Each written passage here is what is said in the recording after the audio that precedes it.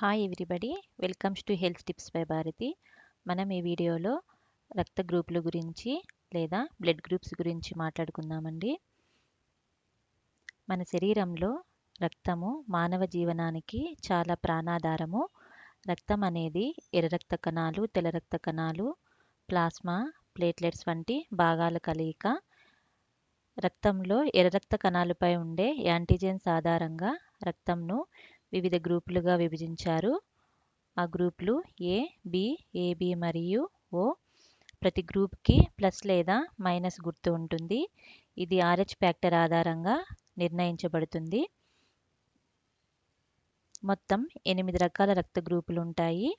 అవి A positive, A negative, B positive, B negative, AB positive, AB negative, O positive, O negative అనే 8 గ్రూపులుగా బ్లడ్ని వివరించారు.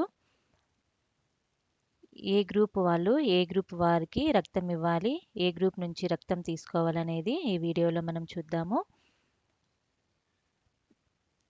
ఏ positive group ఉన్న వాళ్ళు ఏ పాజిటివ్ మరియు ఏబి పాజిటివ్ వాళ్ళకి రక్తం ఇవ్వచ్చు.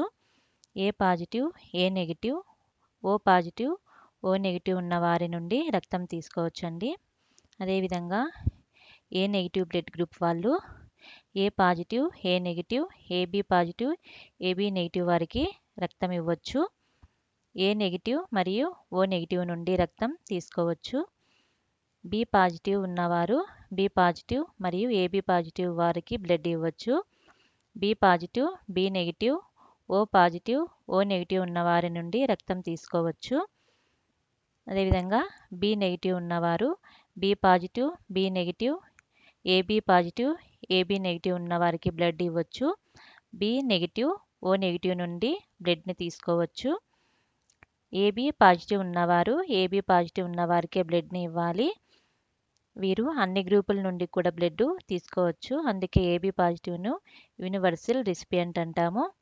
అదేవిధంగా ఏబి నెగిటివ్ ఉన్నవాళ్ళు ఏబి పాజిటివ్, ఏబి నెగిటివ్ ఉన్న వాళ్ళకి రక్తం ఇవ్వచ్చు. A negative, B negative, AB negative, O negative ఉన్న వారి నుండి రక్తం తీసుకోవచ్చు.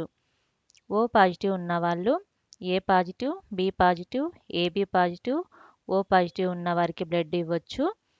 ఓ పాజిటివ్, ఓ నెగిటివ్ నుండి బ్లడ్ను తీసుకోవచ్చు.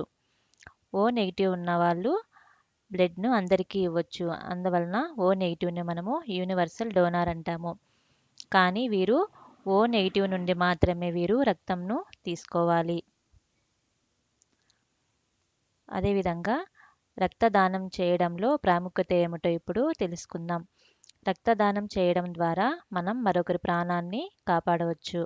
అదేవిధంగా ప్రతి 3 నెలలకు ఒకసారి ఆరోగ్యవంతులు రక్తదానం చేయవచ్చు.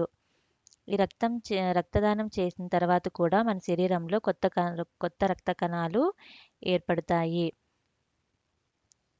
ఈ వీడియోలో మనము ఏ గ్రూప్ వాళ్ళు ఏ గ్రూప్కి ఇవ్వచ్చు, ఏ గ్రూప్ నుండి మనము రక్తం తీసుకోవచ్చు అనేది అవగాహనకి ఈ వీడియో నేను చెప్తున్నానండి. Thank you friends for watching. Please subscribe my channel.